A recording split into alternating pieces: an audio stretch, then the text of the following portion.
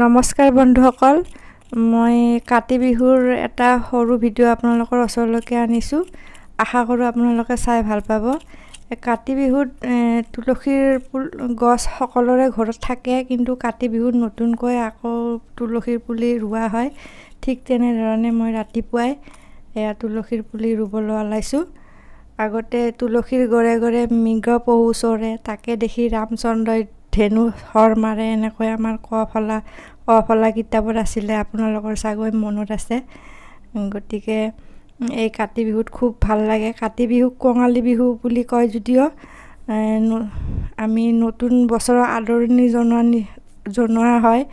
আৰু নতুন ধান, সোণালী ধান নতুনকৈ হ'লে ভঁৰালত যেন ধানেৰে উপচি পৰে, এই হিচাপত আমি কাতি বিহুত তুলসীৰ ঘৰত প্ৰাৰ্থনা জনাওঁ। আশা কৰোঁ আপোনালোক সকলোকে এই ভিডিঅ'টো যেন সম্পূৰ্ণ চাই তাৰ কাৰণে অনুৰোধ জনালোঁ। আৰু ভাল লাগিলে কমেণ্ট কৰি জনাব।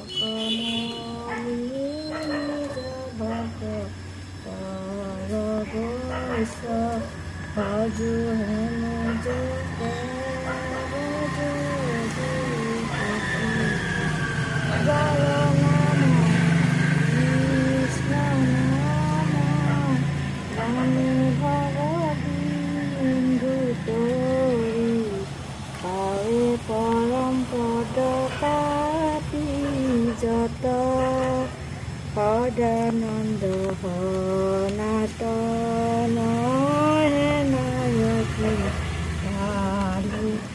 কৃষ্ণ উপহাস কৰহু হৃদয়ত মৎস্যকুৰ্মন সিংহ বামুণ কৰ পুৰাণ হলি ৰাম বৰশ্ৰী ৰাম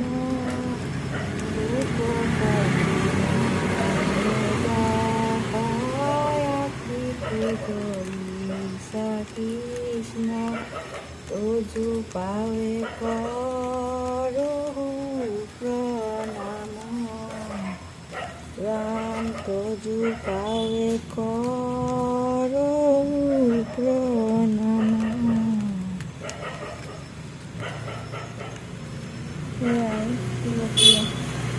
আজি এই কাতি বিহু উপলক্ষে তোমাৰ শ্ৰীচৰণত ধূপ চাকি বন্তি জ্বলাই তোমাৰ প্ৰাৰ্থনা কৰিছোঁ প্ৰভু।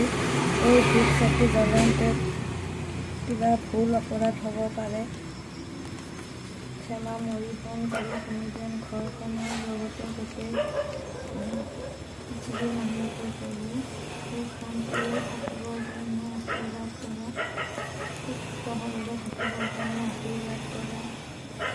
এইখিনি শ্ৰীচৰণত কৃষ্ণ বাসুদেৱায় নমঃ, কৃষ্ণ বাসুদেৱায় নমঃ, কৃষ্ণ বাসুদেৱ। নমস্কাৰ বন্ধুসকল, আজি হৈছে কাতি বিহু। কাতি বিহু উপলক্ষে আমি সকলোৱে তুলসী নতুনকৈ ৰোৱা হয় আৰু তুলসীৰ ওপৰত ধূপ চাকি বন্তি জ্বলাই পেলাই নতুন বছৰটো যেন ভাল হয় আৰু ধানে ধনে উপচি পৰে, তাৰ কাৰণে কাতি বিহুটো পালন কৰা হয় আৰু সকলোৱে যেন সুস্থ সবলে থাকে তাৰ কামনাৰে মই মোৰ ঘৰতো এয়া কাতি বিহু পালন কৰিছোঁ। কেনেদৰে পালন কৰিছোঁ আপোনালোকক অলপ সৰুকৈ দেখুৱালোঁ। ভাল পাই যদি লাইক কৰিব, শ্বেয়াৰ কৰিব। নমস্কাৰ।